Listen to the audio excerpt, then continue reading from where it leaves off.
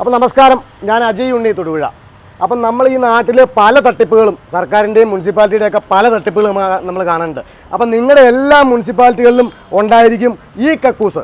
പണ്ട് ഈ ₹1 തൊട്ടിട്ടിട്ട് മൂത്രം ഒഴിച്ചിട്ട് പോണ ഒരു പരിപാടിയാണ് ഈ കക്കൂസ്.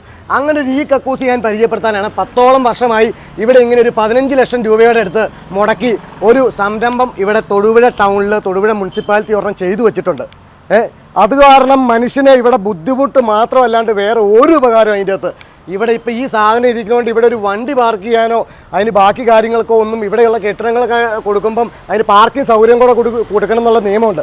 ഇപ്പോൾ ഇവിടെയുള്ള കെട്ടിടങ്ങൾക്കുള്ള പാർക്കിങ്ങിന് പോലും ഇവിടെ ഒരു സൗകര്യം ഉണ്ടാക്കി കൊടുക്കാവുന്ന ഒരു രീതിയായിരുന്നു. ഇതിപ്പോൾ ചുമ്മാതെ ഇവിടെ ഈ ടോയ്ലറ്റ് എന്ന് വേണ്ടിയിട്ട് 10 വർഷം മേളിലായി ചുമ്മാ ഇങ്ങനെ കാശ് മുടക്കി യുവമാരിങ്ങനെ ഇവിടെ ഉണ്ടാക്കിയിട്ടുണ്ട്. ഇവിടെ മൂത്രം ഒഴിക്കാനും ഒന്നും ആരുമില്ല.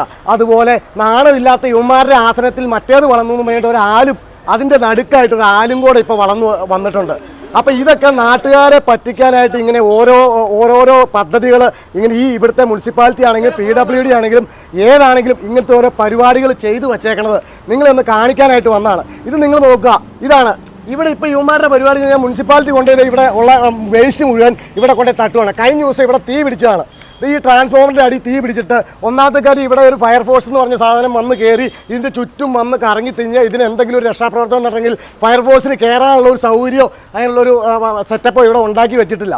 ഇവിടെ ചുമ്മാ ഒരു കെട്ടിടവും പണിത് വെച്ച് കുറേ പേർക്ക് വാടകയ്ക്ക് അങ്ങ് കൊടുത്ത് കുറേ പേരെ ഇവിടെ കച്ചവടം നടത്തുന്നു അല്ലാണ്ട് ഇത് വേറെ ഒന്നും ചെയ്യാനില്ല ഇതിൻ്റെ അകത്ത്. അപ്പം ഇതൊക്കെ നിങ്ങളെ കാണിക്കാനായിട്ട് മാത്രം വന്നാണ്. പിന്നെ ഇവിടെ ഇതിനെക്കുറിച്ച് അറിയാവുന്ന ഇവിടുത്തെ ഒരു പൊതുപ്രവർത്തകനും ഒരു ബിസിനസ്സുകാരനുമായ ഒരു ചേട്ടനെ കൂടെ ഞാൻ പരിചയപ്പെടുത്തി തരാം. പുള്ളിയോട് പറ. ചേട്ടാ നമസ്കാരം. ചേട്ടൻ്റെ പേര് മനോജ് കോക്കാട്ടിൽ. അപ്പോൾ ചേട്ടാ ഇതിന് ചേട്ടൻ അറിയാവുന്ന കാര്യം നാട്ടുകാരോടൊന്ന് പറയാം. 10 വർഷമായി ഈ സംരംഭം ഇവിടെ ഫിറ്റ് ചെയ്തിട്ട് ഇത് ഉദ്ഘാടന ദിവസം 1-2 പേര് മൂത്രം ഒഴിച്ചു എന്നല്ലാതെ ഇതിൻ്റെ മറ്റു കാര്യങ്ങളെല്ലാം ചെയ്യേണ്ടത് കെൽട്രോണാണ്. കെൽട്രോണയാണ് ഇതിൻ്റെ ഗ്യാരണ്ടി വാറണ്ടിയിലെല്ലാം ഏൽപ്പിച്ചേക്കണ സ്ഥാപനം. പക്ഷെ കെൽട്രോണിൻ്റെ അധികൃതർ ഇത് ഇങ്ങോട്ട് കിടന്നിട്ടേ ഇല്ല. ഇത് ഉദ്ഘാടനം കഴിഞ്ഞിട്ട് പിന്നെ ഇത് പ്രവർത്തനക്ഷമമല്ല.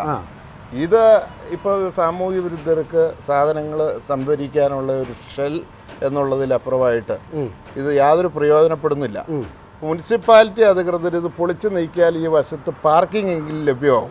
പക്ഷെ അവരതിന് തയ്യാറാവുന്നില്ല. കാരണം എന്താണെന്ന് വെച്ചാൽ ഇത് ഓഡിറ്റ് ഒബ്ജക്ഷൻ വരും. ഒരു പ്രവൃത്തി ചെയ്തതിന് ശേഷം അത് യൂസ്ഫുൾ ആയില്ല എന്നുണ്ടെങ്കിൽ ഉദ്യോഗസ്ഥർക്ക് പണി കിട്ടും. അതുകൊണ്ട് അവർ പൊളിച്ചു നീക്കാൻ ഓഡിറ്റ് ഒബ്ജക്ഷൻ വരും എന്നുള്ളത് കൊണ്ട് അതിന് പോലും തയ്യാറാവുന്നില്ല.